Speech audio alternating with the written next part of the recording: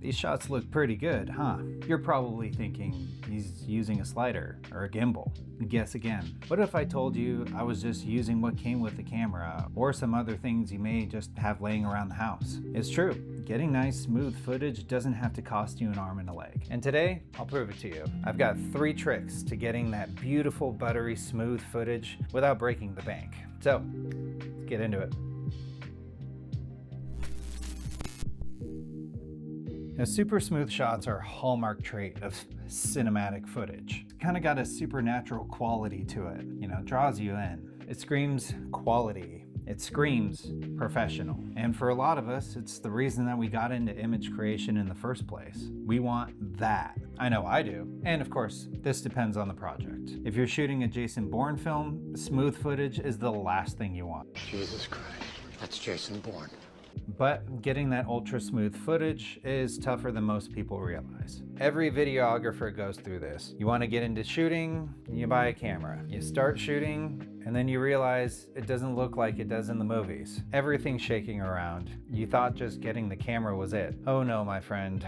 You played yourself. But that camera was expensive, and you're not getting what you wanted out of it. So you start looking up YouTube videos, like this one, in search of some answers. You quickly discover that sliders and gimbals are the next step. And that's true. Sliders and gimbals do offer incredible stability and control. I use them all the time, project depending. And if you can afford them, then get them. It's the best way to level up your shots, but they can be expensive. Oh my God, bro. Oh, hell no. When I started out, it took me years before I finally got a slider and a gimbal. After buying that camera, your bank account may be hurting. So, how do you get some smooth footage while you're saving up?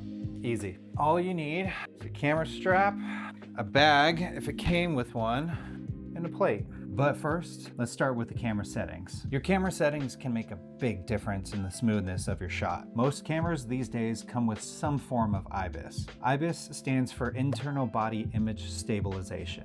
What that means is the camera sensor is basically on its own gimbal. This provides for some stability of your image, but it's not going to look like it's on a gimbal. Another downside is you get some weird wobbling effects in the corners, especially on a wide-angle lens. Either way, it's a good start. Most cameras also come with digital image stabilization too. And this is where the image crops in a bit to give you some room around the edges to move. Kind of like a digital gimbal. But one of the biggest downsides is it does crop in on your image. You can also get some warping with really fast movements. Now, lenses can also come with stabilization built in. This is going to be the best option out of the 3. And that's because the image is being stabilized before it's actually reaching the sensor. So you're not getting any warping. And if you pair it with a camera that has IBIS, you get some real smooth handheld footage. But one of the biggest contributing factors to camera shake is the mass of the camera. Camera shake and micro jitters come from the stability and grip on the camera. Smaller, lighter cameras are harder to get stabilized footage out of because they're just so much more easily moved. Adding more mass will scientifically make your footage more steady. But that also means getting a cage and a V-mount, a monitor, so on and so forth. And all of that stuff costs money. Or you could just strap a weight to your camera. Regardless, hand-holding your camera is always going to bring movement into the equation. The goal is to steady the camera as much as possible. The more points of contact you have, the more secure it'll be. I mean, what do you think is more stable, a monopod or a tripod? Obviously a tripod because it has more points of contact. So let's get more points of contact. Now, most cameras come with a camera strap. Most people use them to sling the camera around their shoulder, like so. But did you know that you can use this to stabilize your footage? It's all true. And it's using physics to do it. All you're gonna do is put the camera strap completely around your neck, like so. And then pull the camera with both hands to the point where the strap is nice and taut. What this does is adds a third point of contact, creating a rigid triangle. 1, 2, 3. It also uses tension force as a dampener, so all of those micro jitters get absorbed. It does take some getting used to, but when you see the results for yourself, you'll get used to it pretty quick. Now, I found this to be super handy when traveling. The last thing that I want to carry when traveling is a gimbal, but I still want some nice smooth footage, and a simple camera strap can come in clutch. And it comes with the camera, but something else that may come with your camera can help too. The suspense is terrible. He's gonna go this time. I hope it'll last. This is an interesting little technique.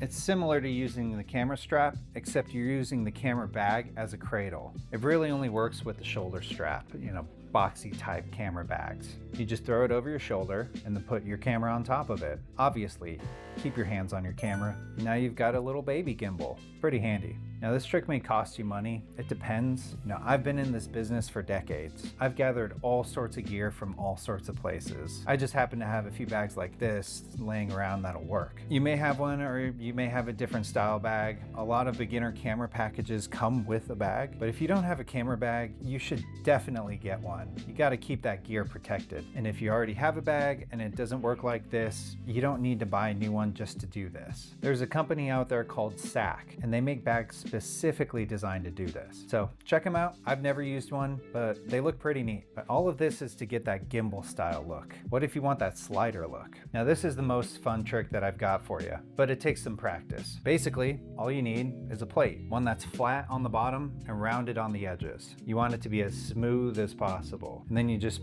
put your camera right on the top and slide it around. You can even level it up a bit by putting a towel in between to help dampen any rough patches. This trick works great on carpet and couches, maybe not leather, but on countertops and loads of other places. Like I said, it may take some practice. Moving it at the speed, direction, and angle that you want takes a little bit of finesse, but this is cheaper than a slider. Now, all of these are just workarounds. Eventually, you're likely going to need to pull the trigger and get a slider or a gimbal. I remember when I got to that point, I was just frustrated by not getting the footage how I wanted it to look. It comes down to the right tool for the job. I used workarounds for years and it sucked. When I finally caved and bought the Ronin RS2, I was stoked. It was after I had a few failed Zhiyun crane gimbals. The level of production I was doing at the time required a gimbal. The RS2 was the right tool for the job. Hacks can only take you so far. And when I started at Tesla, there was a scrappy mentality. We were encouraged to do what we could with what we had. That eventually changed over time, but some of us veterans still had that mentality. And when I got a boss that understood that we needed tools to get the job done, it changed everything. We went from a team that told other teams, no, we can't do that, to a team that said, whatever you can throw at us. From there, growth was only natural. As usual, this is all subjective. Your situation is going to be different from mine. Only you know when the time is right, but I can tell you from personal experience, having the right tools for the job makes a world of a difference. Now, everyone wants that buttery smooth footage. It just makes the image look like effort was put in. With a little bit of trickery, using a camera strap, camera bag, or a plate, you can get some pretty smooth shots and it won't hurt your wallet. But when the time comes, you've got to upgrade. The right tools for the job makes the workflow. And then you can get a camera cage, and then you can get batteries, and then you can get a monitor, and then you can get this, you can get that, and then all of a sudden you're carrying around a shoulder rig and everything is heavy, and you're filming a cinema movie for James Cameron, and you're making millions of dollars, and you don't know how you got here just holding a f***ing camera, and then your journey towards the dark side will be complete. Okay, good enough. So, hopefully some of these techniques will help you out. If they did, give me a like and subscribe. And if you didn't, do it anyways. Until next time, bingo bango.